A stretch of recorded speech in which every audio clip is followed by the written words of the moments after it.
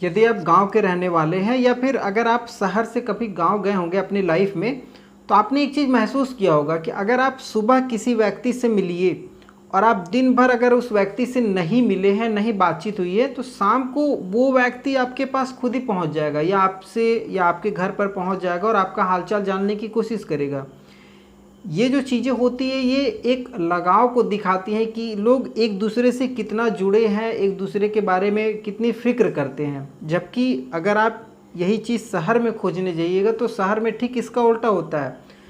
वहाँ आपके मोहल्ले में कौन लोग रहता है, आपके पड़ोस में कौन लोग रहता है, ये आपको खुद नहीं मालूम होगा। यहाँ तक कि अगर आपका कमरा किसी दूसरे व्यक्ति के कमरे से जुड़ा हुआ है और पड़ोस में अगर कोई ऐसी घटना घट जाए तो आपको भी नहीं पता चलता या आपके पड़ोसी को भी नहीं जानकारी होती कि मेरे पड़ोस में ऐसी घटना हो चुकी है। ठीक इसी प्रकार की एक घटना घटी है कर्नाटक के बेंगलोर शहर में। ये जो घटना है, ये घटना इतनी भयानक तरीके से अंजाम दिया गया है कि जिसमें एक लड़की है जिसकी हत्या कर दी जाती है। हत्या करने के बाद उसके ही घर में, उसके ही कमरे में उसकी लाश को 59 छोटे छोटे टुकड़ों में काट करके उसके द्वारा ही खरीदे गए फ्रिज में, जो लड़की खुद से उस फ्रिज को खरीद के लाई थी, उसके ही फ्रिज में उसकी लाश को रख दिया गया है। और ये लाश 19 दिन तक उस फ्रिज में, उस घर में, उस मोहल्ले में पड़ा रहा। जब दुर्गंध बहुत ज़्यादा बढ़ने लगी तब मोहल्ले वाले, मकान मालिक के द्वारा जब खोजबीन की गई तब पता चला कि इस घर में एक लाश पड़ी हुई है और लाश 59 टुकड़ों में कटी हुई रखी हुई है। ये जो पूरी घटना थी, ये पूरी घटना जैसे ही अखबारों की सुर्खियां बनी, लोगों के पास इस खबर की जानकारी हुई तो लोगों का दिमाग सुन्न हो गया कि आखिर कोई व्यक्ति इस तरीके से किसी घटना को कैसे अंजाम दे सकता है। और ये घटना उस पुरानी घटना को भी याद ताज़ा करवा देती है जो दिल्ली में 2022 में श्रद्धा वाकर के साथ एक घटना घटी थी, जिसमें उसका लिव इन रिलेशनशिप में रहने वाला प्रेमी, जिसका नाम था आफ्ताब अमीन पूनावाला, उस व्यक्ति ने श्रद्धा वाकर की हत्या निर्मम तरीके से की थी और उसने भी श्रद्धा के लाश को कई टुकड़ों में काट करके उस लाश को कई अलग तरीके से ठिकाने लगाने की कोशिश की थी। और काफ़ी टुकड़ों का आपने सुना भी होगा, जंगल में तो कहीं फेंका भी था। इस तरीके से उस लाश को ठिकाने लगाने की कोशिश की थी। और आज भी वो 2022 की घटना आज भी लोगों के मन में याद ताज़ा कर गई। आज भी वो घटना जो घटित हुई है, जिसमें जो दोषी है उसके खिलाफ केस चल रही है, कोर्ट में केस चल रहा है और कानूनी बहुत सारी प्रक्रिया हैं, लेकिन अभी तक उस व्यक्ति को सज़ा नहीं मिल पाई है। ये घटना ठीक इस घटना के साथ लोग जोड़ करके देखने लगे और इस घटना में इतनी निर्मम तरीके से हत्या की गई है कि आप अगर सुनेंगे इस पूरी कहानी को तो आपको समझ में आएगा कि कोई व्यक्ति कैसे किसी की इतनी निर्मम तरीके से हत्या कर सकता है। नमस्कार, मैं सत्या सिंह और आप देख रहे हैं द बुड़बक मंच। दरअसल आज की जो ये पूरी कहानी है, ये कहानी एक सच्ची घटना पर आधारित है और ये घटना आपने भी कई समाचार पत्रों, टेलीविज़न, सोशल मीडिया के माध्यम से सुना होगा कि कर्नाटक के बेंगलोर शहर के व्यालीकवल एक इलाका है जहां पर 6 क्रॉस पाइपलाइन रोड पर एक 3 मंजिला मकान है। इस 3 मंजिला मकान में एक महिला जिसका नाम महालक्ष्मी था, जिसकी उम्र 29 साल बताई जा रही है, वो उस मकान में रहती थी, अकेले रहती थी, परिवार का कोई सदस्य नहीं था। और उसकी जो माँ थी और एक उसकी बहन थी, जो जुड़वा बहन थी महालक्ष्मी, जिसकी छोटी बहन थी लक्ष्मी। उसकी माँ और उसकी छोटी बहन लक्ष्मी बेंगलोर में ही किसी दूसरी जगह पर रहती थी, जबकि महालक्ष्मी अलग से इस मकान में किराए में रहती थी। तो होता ऐसा है कि एक दिन जो मकान मालिक होता है, महालक्ष्मी का जो मकान मालिक था, वो मकान मालिक सुबह उठता है तो काफ़ी दिनों से उस इलाके में एक दुर्गंध फैल रही थी। तो मोहल्ले वाले भी जानने की कोशिश करते हैं कि आखिर ये दुर्गंध आ कहाँ से रही है। तो सब अपने अपने तरीके से इधर उधर पता करने की कोशिश करते हैं कि कहीं कोई ऐसा जानवर तो नहीं मर गया है जिससे ये दुर्गंध फैल रही है, लेकिन किसी को कोई जानकारी नहीं मिलती है। लेकिन मकान मालिक उस दिन पूरा ये था कि आज हमको पता कर ही लेना और आज जो भी चीज़ होगी उसको साफ़ सफाई कर देंगे। तो वो काफ़ी कोशिश करता लेकिन उसे कहीं कुछ पता नहीं चलता है। इसी बीच वो उस दुर्गंध की तरफ जाने की कोशिश करता है जहाँ से ये गंध आ रही थी। तो जब वो गंध आ रही थी तो वो उसकी तरफ बढ़ता है, तो वो गंध उसके ही मकान से निकल कर के आ रही थी। अब उसको समझ में नहीं आता कि मेरे घर में ऐसा क्या है कि जो इतना ज़्यादा दुर्गंध फैलाया हुआ है। वो धीरे धीरे धीरे धीरे मकान पर चढ़ने की कोशिश करता है और मकान के ऊपरी तल पर जब वो पहुंचता है तो वहां जा कर के एक कमरे के पास वो ठहरता है। उस कमरे से इतनी तेज़ दुर्गंध आ रही थी, उसको समझते देर नहीं लगती है कि इसी कमरे से ये दुर्गंध आ रही है। अब वो दुर्गंध इतनी तेज़ थी और उस रूम में ताला लगा हुआ था, दरवाज़ा बंद था, बाहर से ताला मार दिया गया था। तो मकान मालिक समझता है कि ऐसा क्या हो गया, महालक्ष्मी रूम में भी नहीं है। वो उसके मोबाइल पर फ़ोन लगाता है तो फ़ोन भी काफ़ी स्विच ऑफ था, काफ़ी दिनों से स्विच ऑफ था। वो 2-3 बार भी महालक्ष्मी को लगाया था इससे पहले भी, लेकिन वो स्विच ऑफ था। तो उस दिन वो लगाया तो मोबाइल स्विच ऑफ ही था। तो अब उसको कुछ समझ में नहीं आता कि आखिर कांटेक्ट करे तो करे कैसे। तो वो उसको ध्यान आता है कि महालक्ष्मी जब कमरे पे किराया ले रही थी तो वो एक एग्रीमेंट बना था। उस एग्रीमेंट में एक इमरजेंसी कॉन्टैक्ट नंबर महालक्ष्मी ने दिया था। एग्रीमेंट में लिखना होता है इमरजेंसी कॉन्टैक्ट नंबर। तो वो कॉन्टैक्ट नंबर जो था वो महालक्ष्मी की माँ का था, जो कि बेंगलोर में ही किसी दूसरी जगह पर रहती थी। तो मकान मालिक महालक्ष्मी की माँ को फ़ोन करता है। फ़ोन करके कहता है कि आपकी बेटी जो महालक्ष्मी मेरे यहाँ पर किराए पर रहती है, उसके कमरे में ताला लगा हुआ और उसके कमरे से दुर्गंध आ रही है बहुत तेज़। अब इतना सुनना था महालक्ष्मी की माँ को। वो भी कहती है कि मैं भी 2-3 सितंबर से लगभग 19-20 दिन पहले से मोबाइल फ़ोन पे महालक्ष्मी की कॉल कर रही हूँ, लेकिन उसका मोबाइल स्विच ऑफ है। अब जैसे वो दुर्गंध की बात सुनती है तो उसको कुछ समझ में नहीं आता। वो तुरंत अपनी छोटी बेटी के साथ गाड़ी वगैरह पकड़ करके महालक्ष्मी के उस मकान पर पहुंच जाती है जहां पर महालक्ष्मी किराए पर रहती है। जैसे ही महालक्ष्मी की माँ पहुंचती है तो महालक्ष्मी की माँ के पास एक चाबी थी जो कि महालक्ष्मी ने अपनी माँ को दिया हुआ था कि अगर माँ कभी बेंगलोर में इसी एक ही जगह पर रहती थी थोड़ी दूरी पर, तो अगर कभी माँ आए तो माँ को दिक्कत ना हो, माँ चाबी से ताला को खोल करके रूम में आराम वगैरह कर सके। तो वो चाबी ले करके आती है और मकान मालिक को देती है। तो मकान मालिक उस ताले को खोलता है और ताले को खोल करके अंदर घुसता है। अंदर जब प्रवेश करता है तो सामने का जो नज़ारा वो तो हर किसी को चौंकाने वाला था। सामने फर्श पर जिधर भी देखे खून का ही छींटा पड़ा हुआ है और अंदर कीड़े बिलबिला रहे थे। बिलबिलाना मतलब इस तरीके से रेंग रहे थे जैसे कोई चीज़ सड़ गई हो, और सड़ने के बाद आपने देखा होगा कोई मांस वगैरह का या कोई ऐसा चीज़ रहे, सड़ने के बाद उसमें कीड़े कितने भयानक तरीके से करते हैं। तो वो पूरे फर्श पर कीड़े रेंग रहे थे और रेंगते रेंगते एक लाइन बन चुकी थी उस फर्श पर, और वो जो लाइन थी वो एक फ्रिज पर जा रही थी। तो अब जो अंदर जो भी लोग प्रवेश करते हैं, मकान मालिक, महालक्ष्मी की माँ वगैरह, तो वो फ्रिज के पास पहुँचते हैं। तो जब वो फ्रिज के पास पहुँचते तो वहाँ पर देखते हैं फ्रिज का हल्का सा दरवाज़ा खुला हुआ था, लेकिन फ्रिज ऑन था, फ्रिज ठंडा वगैरह भी कर रहा था। तो जैसे ही उस फ्रिज को पूरा खोला जाता है तो अंदर का जो नज़ारा होता है ना, वो देख करके हर कोई चौंक जाता है कि ये क्या है और ये किसने किया, किसने इन चीज़ों को अंजाम दिया है। ये सब चीज़ें मन में दौड़ रही थी और दौड़ते दौड़ते वो सभी लोग उस कमरे से बाहर निकलते हैं, गेट पर आकर खड़े होते हैं, क्योंकि वो दुर्गंध इतनी तेज़ थी कि लोगों को बर्दाश्त कर पाना मुश्किल हो रहा था। और मकान मालिक को ये सब सारी चीज़ें समझते देर नहीं लगती है कि हाँ क्या हुआ है और कब हुआ है। वो तुरंत पुलिस को फ़ोन लगाता है, पुलिस को इन्फॉर्म करता है, पुलिस पहुंच जाती है।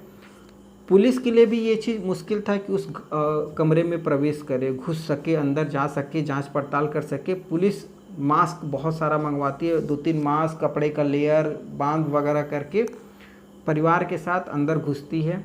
जब वो अंदर घुसती है तो पुलिस देखती है कि जो मांस था पूरे कमरे में फैला हुआ है, जिधर तिधर कीड़े चल रहे हैं। और पुलिस उस फ्रिज के पास जब पहुंचती है तो फ्रिज में जो चीज़ पुलिस देखती है और पुलिस बताती है, वो चीज़ सुन करके कोई भी कांप सकता है। उस फ्रिज में पुलिस कहती है कि एक इंसान की लाश पड़ी हुई थी जो पूरी तरीके से सड़ चुकी थी, जिसमें फ्रिज जो थी वो 165 लीटर का एक सिंगल डोर का फ्रिज था। उस फ्रिज में 3 माला बना हुआ था, फर्स्ट माला, सेकंड माला और थर्ड माला। फर्स्ट माले में बताती है पुलिस कि किसी इंसान की दोनों पैर जो था वो काट करके रखा गया था, जबकि फ्रिज के सबसे नीचे वाले में किसी इंसान की जो सर होता है, माथा, उसको 3 भागों में काट करके उसमें रखा गया था। और जबकि जो अतड़ी वगैरह होती है और शरीर के और छोटे छोटे जो अंग होते हैं उनको काट करके बीच वाले माले में रखा गया था। और जबकि जो और बहुत महीन चीज़ होती है अंग शरीर के, उनको एक पॉलीथीन में बांध करके अंदर ठूंस दिया गया था। और ये जो पूरी चीज़ें थी, ये चीज़ें काफ़ी दिनों से उस फ्रिज में बंद थी, जिससे एक सड़न पैदा हो गई थी और सड़न से इतनी ज़्यादा दुर्गंध आ रही थी। पुलिस के लिए ये सब चीज़ें मतलब अपने आप में एक नई थी। पुलिस ने इससे पहले कभी इस तरीके का कोई घटना देखा ही नहीं था कि इस तरीके से कोई भी किसी व्यक्ति का निर्मम हत्या कर सकता है। और उस डेड बॉडी का जो सर होता है, सर देख करके जो उस महालक्ष्मी की माँ होती है वो शिनाख्त भी कर लेती है कि हाँ, ये मेरी बेटी का ही लाश है। पुलिस के लिए अब सबसे बड़ा चैलेंज शुरू होता है कि आखिर कब हत्या हुई है, किसने हत्या की है, कहाँ पर हत्या हुई है। ये बहुत सारे सवाल थे जो पुलिस को जानने थे। तो पुलिस को उसके कमरे से एक मोबाइल फ़ोन भी मिलता है जो कि महालक्ष्मी का था, और मोबाइल फ़ोन स्विच ऑफ था। अब पुलिस उस मोबाइल फ़ोन को ऑन करती है। ऑन करने के बाद उसका CDR कॉल डिटेल वगैरह निकलवाती है। तो जो कॉल डिटेल निकल करके आता है, वो कॉल डिटेल आखिरी कॉल 2 सितंबर को किया गया था। 2 सितंबर के बाद उस मोबाइल फ़ोन पर ना तो कोई कॉल आया है, ना कहीं कोई कॉल गया है। उसके बाद वो मोबाइल फ़ोन स्विच ऑफ था।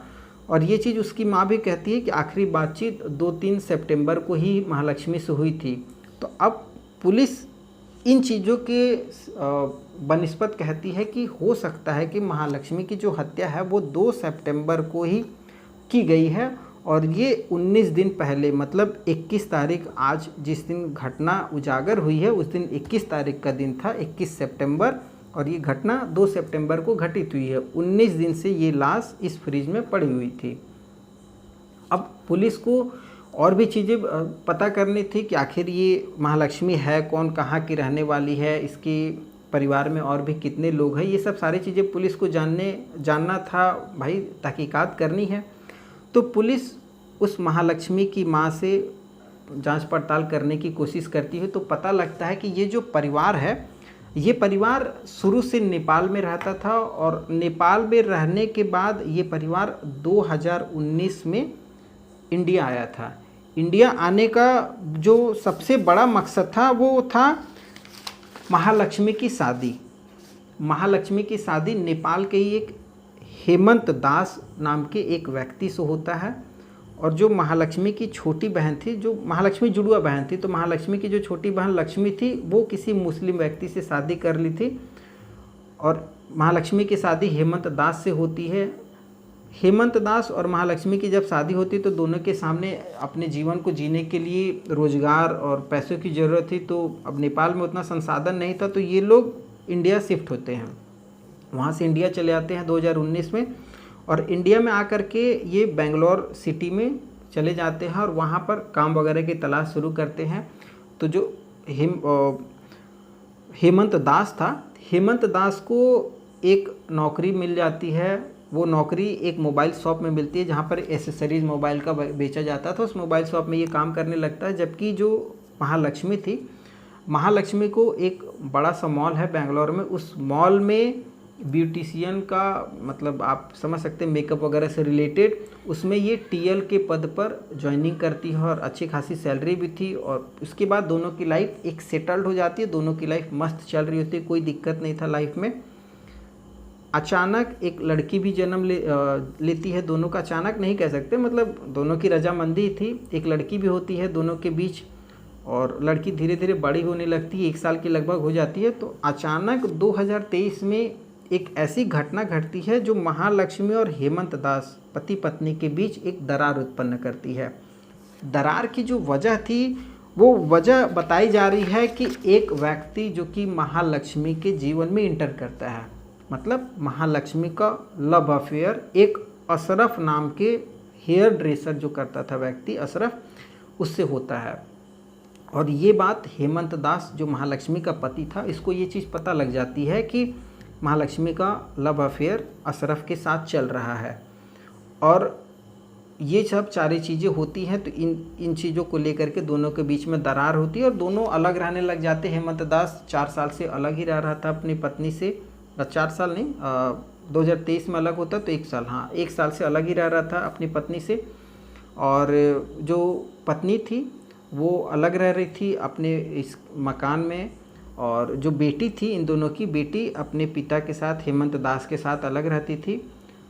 अब इन सब चीज़ों के बीच में अब जो ये घटना घटित होती है तो पुलिस की जो शक की सुई होती है, वो शक की सुई सीधे महालक्ष्मी के पति और उस जो उसका प्यार था महालक्ष्मी का, अशरफ, इन दोनों के ऊपर जाता है। जब इन दोनों को पुलिस अपनी कस्टडी में लेती है, पूछताछ वगैरह करने की कोशिश करती है, जानने की कोशिश करती है कि कहीं ना कहीं लोगों की संलिप्तता तो नहीं है इस पूरे केस में, तो पुलिस को काफ़ी चीज़ें पता नहीं चलती है और इनके हाव भाव, बात करने के, जवाब देने के तौर तरीके से इन पर पुलिस को शक भी नहीं होता है। और इनके कॉल डिटेल को भी देखा जाता है तो इनका कभी महालक्ष्मी से कोई ऐसा कांटेक्ट था भी नहीं जिससे पुलिस इन पर कोई केस चला सके या कोई ऐसा शक किया जा सके। तो अब पुलिस के लिए सबसे बड़ा चैलेंज ये था कि आखिर कौन ऐसा व्यक्ति है जो इस पूरी घटना को अंजाम दिया है। इसके लिए पुलिस उस मोहल्ले में पहुंचती है, उस मोहल्ले में आस पड़ोस के लोगों से जानने की कोशिश करती है, क्योंकि वो महालक्ष्मी अकेले उस मोहल्ले में रहती थी तो परिवार का कोई सदस्य नहीं था, तो परिवार वाले से पूछना कोई मतलब नहीं था। तो मोहल्ले में पहुंचती है तो मोहल्ले वाले, अड़ोस पड़ोस वाले से पूछती है तो पता चलता है कि महालक्ष्मी का किसी से कोई मेल जोल नहीं था, वो अकेले रहती थी, कब आती थी कब जाती थी ये महालक्ष्मी को ही पता लगता है। लोग बताते हैं कि वो लगभग सुबह 9 बजे अगर उसकी ड्यूटी थी तो वो 9 बजे ड्यूटी जाती थी और शाम को रात को 10:30 बजे अगर उसकी ड्यूटी ख़त्म होती थी तभी ये वापस घर आती थी। इसी समय अगर कोई उसको देखे तो देखे, वरना कभी वो दिखाई नहीं देती थी। हाँ, कभी किसी राशन वगैरह या कुछ ऐसा सामान खरीदना वगैरह हुआ तो पड़ोस में एक दुकान था, उस दुकान पर कभी दिख गई तो दिख गई, नहीं तो और किसी से कोई मतलब नहीं था, अपने काम पे आना काम पे जाना ऐसा करती रहती थी। लेकिन हाल फिलहाल में कुछ दिनों से एक व्यक्ति था जो उसको पिक एंड ड्रॉप करता था, मतलब उसको लेने भी आता था और घर छोड़ने भी आता था। अब जैसे ही पिक एंड ड्रॉप का नाम आता पुलिस थोड़ी सी सतर्क हो जाती है कि हो सकता है कि कुछ ऐसा कांड हुआ हो जो एक व्यक्ति सम्मिलित हो जो इसको छोड़ने और लेने आता है। तो पुलिस वहाँ के लोकल सीसीटीवी फुटेज वगैरह को भी काफ़ी ज़्यादा खंगालने की कोशिश करती है, पुलिस काफ़ी चीज़ों को पता करने की कोशिश करती है। तो उसमें 2 व्यक्ति पुलिस को संदिग्ध दिखाई देते हैं। तो पुलिस इन दोनों व्यक्तियों की तलाश कर रही है। पुलिस बहुत ज़्यादा इस केस को खोलने की या इसमें जो साजिश करता है उनका नाम बताने से थोड़ा सा परहेज कर रही है। पुलिस का कहना है कि अगर मैं नाम बताऊं या नाम उजागर किया जाए तो ये जो व्यक्ति है बहुत शातिर है, हो सकता है ये सतर्क हो जाएगा। तो लगभग ऐसा बताया जा रहा है पुलिस के द्वारा कि ये व्यक्ति जो है ये उड़ीसा का रहने वाला है और ये भुवनेश्वर से होते हुए पश्चिम बंगाल भाग चुका है और वहाँ जा कर के ये छिपा हुआ। और पुलिस कह रही है कि उसका नाम, उसका फ़ोटो, उसका सारा जो डिटेल है वो पुलिस के पास मौजूद है और पुलिस बहुत जल्द इस आरोपी को पकड़ करके अदालत में पेश करेगी, जिससे ये पूरा केस, जो भी ये घटना को अंजाम दिया गया है, इस पूरा घटना को उजागर किया जा सके।